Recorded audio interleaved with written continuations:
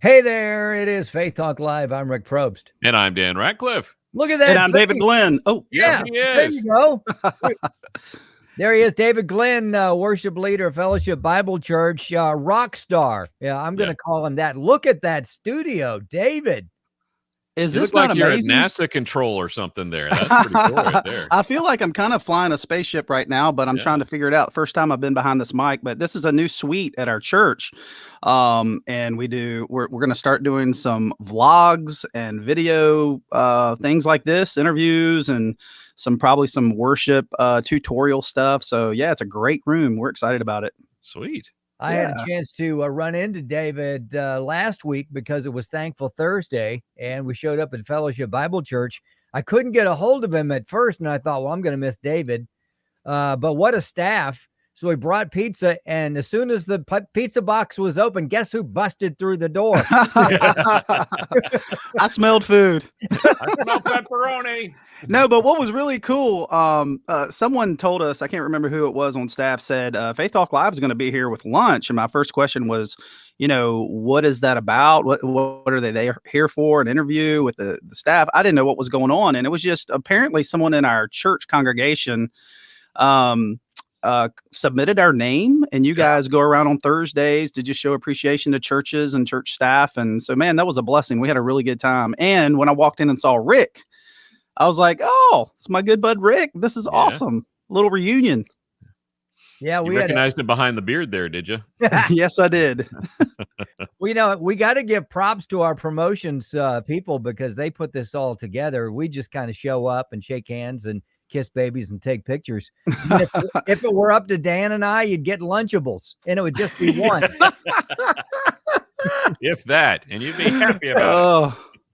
Yeah, you have a great staff there, and I got to meet. Was it Dave Wagner? Was that his name? David Wagner. He is our technical director, and he was actually in here last night with me, helping me try to figure out how to set all this up for. This is kind of the first interview today. So, man, he's an amazing guy, and I'm glad you guys were able to connect. And y'all had something in common, I guess, with was it Mylon Lefevre, or you guys were talking about, or he used to be on the road with him or something.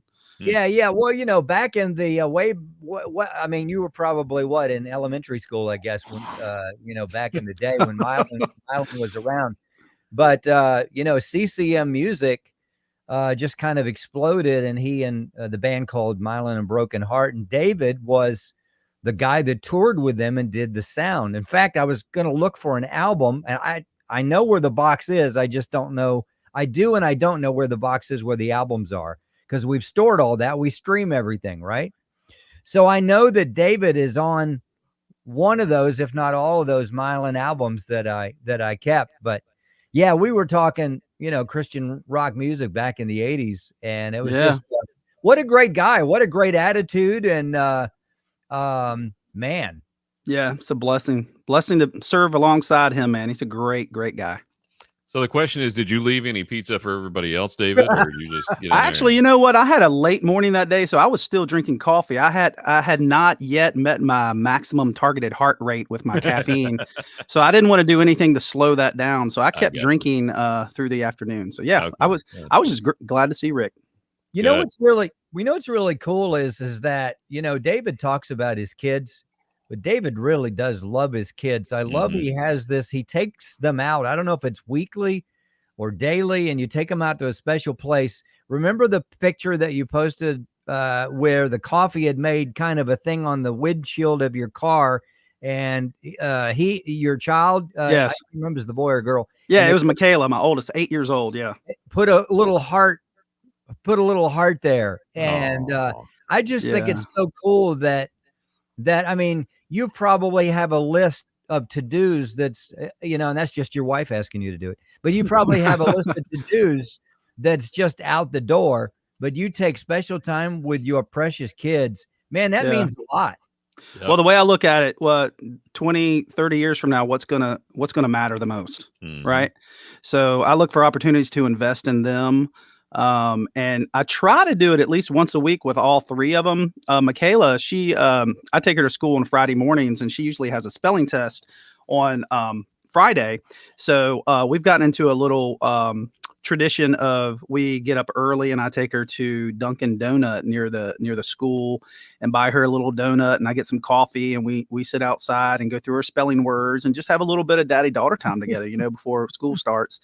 And it's become kind of our rhythm every Friday. So it's a lot of fun. So Now, do you know how to spell all the words, or is she schooling you on some of this stuff? Well, she's in third grade, so she's not quite schooling me yet. But give her a couple more years, and I'm gonna have to break out the dictionary. Yeah. Okay. Hey, it'll happen, especially when they segue into the math. I tried to teach my youngest now is older. He's 18, but when he was doing the new math, it didn't make sense to me. I'm like, there's a better way, and I tried to show him the old way. Of course, that was The the teachers wrong don't way. want you to do that, though, Yeah. Rick. No, don't do Yeah. that. So, Yeah. but it'll happen. But appreciate you just loving on your kids and what a model. So let's talk before you do a couple of songs. Let's talk about. I know you and I said we talked about a Christmas event that you've been doing yearly. You're going back to is it New Hampshire? Where is it? Yeah, it's up in New England. So we'll fly into Boston, and then there's 2 cities in Massachusetts. Millbury, Massachusetts. I'm going to give a shout out to them. Cafe at the Mill. It's a great church. It's Mill Church, and they do this thing every Friday night called Cafe at the Mill, and they kind of turn the whole worship center into like a cafe, and they have artists come in. And I found out about it, I guess it was about 3 years ago when Mark Lee and I were doing that church tour. We were up there, and I connected with the pastor, and we became friends. And so, yeah, they're having me back. They had me back a couple years ago for Christmas and invited me back this year. So I'm going up for that. And then the next night I'll be in Middleborough, Massachusetts at Central Congregational Church. And it's just a real sweet time. I'm an artist rep for Holt International. So it's an opportunity for me to kind of share a little bit about our sponsored child, and then give other people opportunities to, be the hands and feet of Jesus, and maybe sponsor a child and that kind of thing. And then obviously we sing a lot, we worship, and we sing some Christmas music together and just kind of celebrate the season. Boy, and up there you could actually see some snow. Have a little white Christmas up there, maybe? Yes, 2 years ago when I flew in, there was I can't remember. It was probably like 60 degrees in Atlanta. We had a very mild winter last year, but then we flew into Boston, and it was like a foot of snow on the ground, and it was like walking into like a Thomas Kincaid painting. Once we got to the church, the neighborhood, it was beautiful, man. Yeah, Everything was covered in snow. Yeah, but yeah, maybe so. That'll be good. Now, are you able to take the family, or is you just have to go solo? Well, so far, if we can make it worth our while, I would love to take the family. But it's probably just going to be a small crew for this one. Without it'd be a pretty rough trip because it's just nonstop go from the time we hit the ground and moving around, going to church. But yeah, that's I would love to take the family. I need to buy an RV and just put the family in there. We just drive all over the place. I think that'd be the way to go. There you go. There you go. Well, what's new at Fellowship? I know you and I talked about music. You talked about hymns when we got together at Thanksgiving Thursday. What's going on there? Well, man, we are all geared up right now for Christmas season. Obviously, it's right around the corner, and we start Advent November 28th, the first or the last Sunday in November.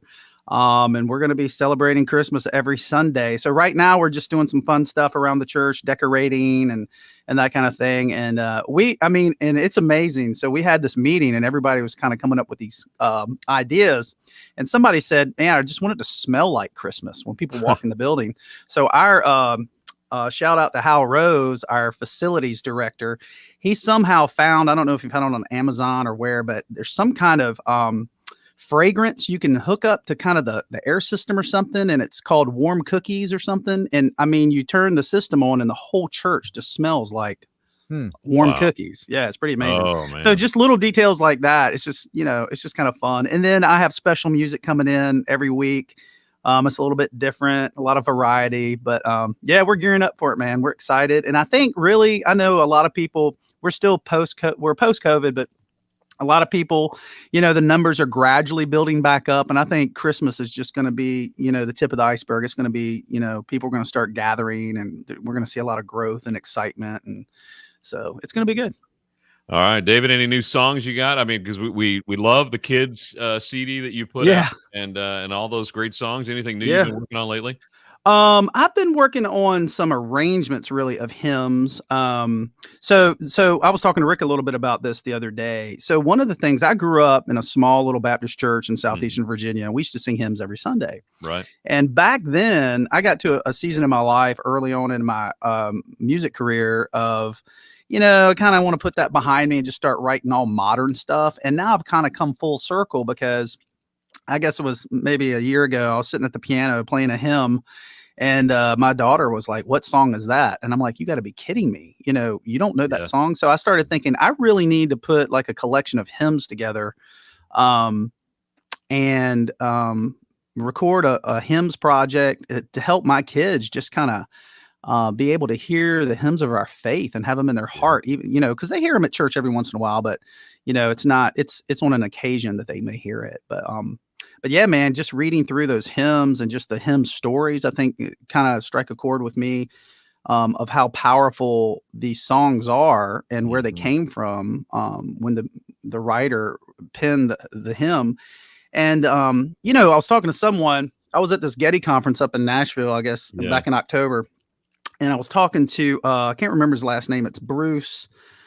He's a hymn theologian, man. And he was kind of schooling us on hymns. And he made a point that really, made me think. So these hymn books are collections of hymns over hundreds of years. And it's almost like the greatest hits. It's the best of, because you got like Fanny Crosby. She wrote like 2,000 or 3,000 hymns her whole life, but then there's like 20 of them in the hymn book.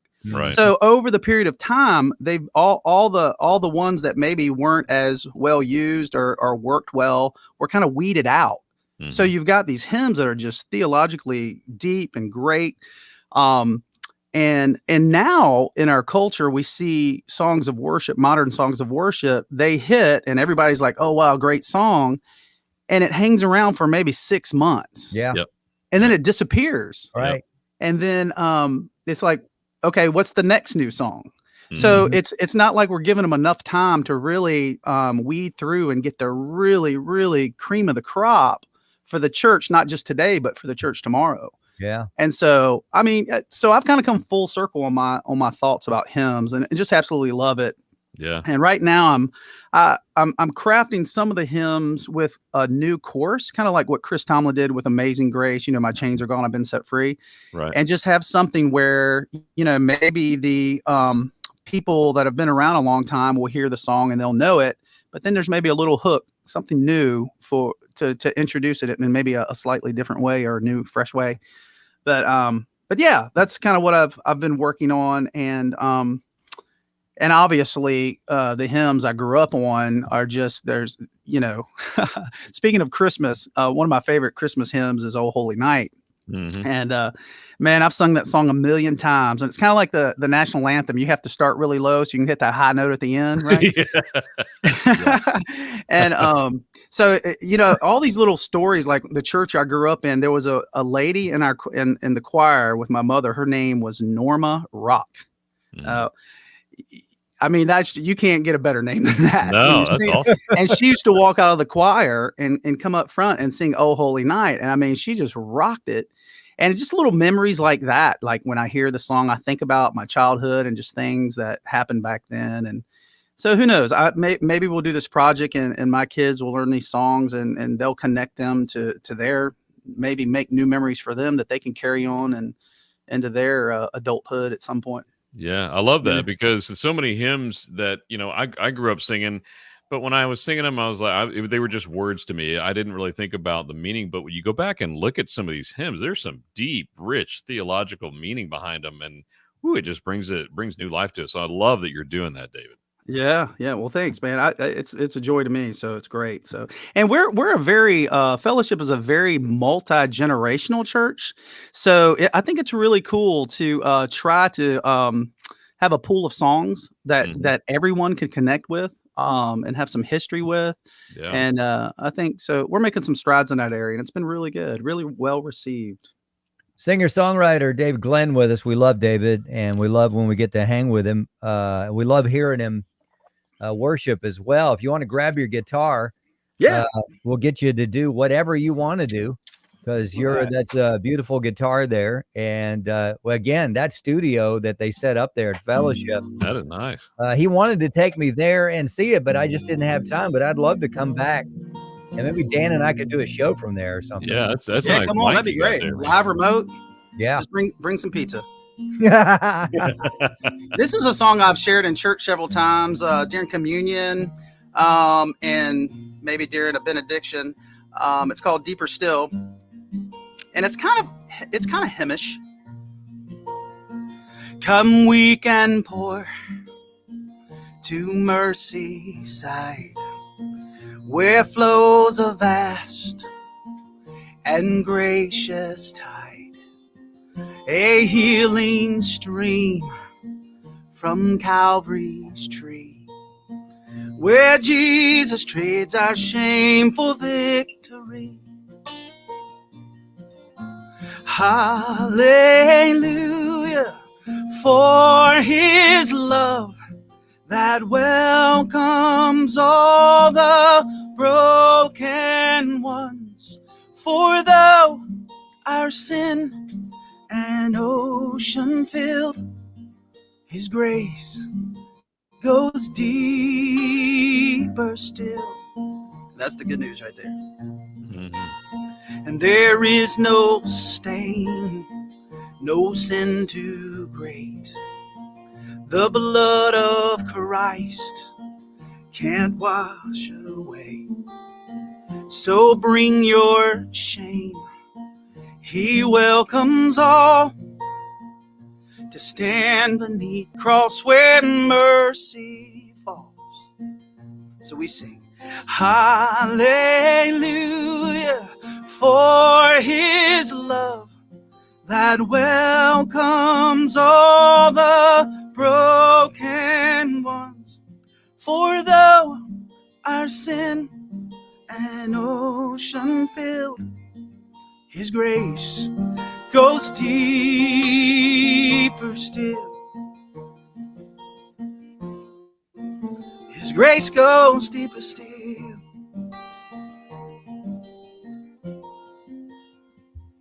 So let our song be lifted up to him who drank the awful cup, who tasted death and bitter scorn, so we could taste the goodness of the Lord. So we sing, hallelujah for his love that welcomes all the broken ones. For though our sin an ocean filled, his grace goes deeper still. His grace goes deeper still.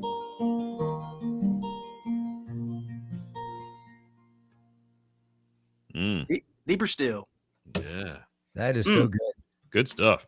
Thanks, David man. Glenn, singer-songwriter David Glenn, worship leader of Fellowship Bible Church in Roswell. I don't know if we have time for another quick one. Maybe a short kids tune. Hey, man, how about, since Christmas is right around the corner, Yeah. this is something for everybody. Jingle bells, jingle all the way. Oh, what fun it is to ride in a one-horse open sleigh. Hey! Jingle bells, jingle all the way. Oh, what fun it is to ride in a one-horse open sleigh. Dashing through the snow in a one-horse open sleigh. Over the hills we go, laughing all the way. Ha, ha, ha. Bells on bobtail ring, making spirits bright. What fun it is to laugh and sing a sleighing song tonight. Oh, jingle bells, jingle all the way. Oh, what fun it is to ride in a one-horse open sleigh. Hey! Jingle bells, jingle all the way. Oh, what fun it is to ride in a one-horse open sleigh. Oh, what fun it is to ride in a one-horse open sleigh. Yeah. Yeah, you got to love those audience Merry Christmas, participation everybody. songs. Yeah, absolutely. Absolutely. Singer-songwriter David Glenn, love him to pieces, worship leader at Fellowship Bible Church. Check out the services there, and you're going to have a great time. And pick up some of David's stuff as well. FellowshipRoswell.org is a good place to go to. Hey, keep us, we want to get you on after the first of the year, but keep us in the know about the hymns project you're going to be working on. I will, man. I can't wait to share it with you guys. Rick and Dan, you guys are awesome. I love hanging out with y'all. This is so fun. Same here. Love it. Yeah. All right, guys. Well, all right, we got to go. We got to take a break, and we'll be back. I'm Rick Probst. And I'm Dan Ratcliffe. This is Faith Talk Live.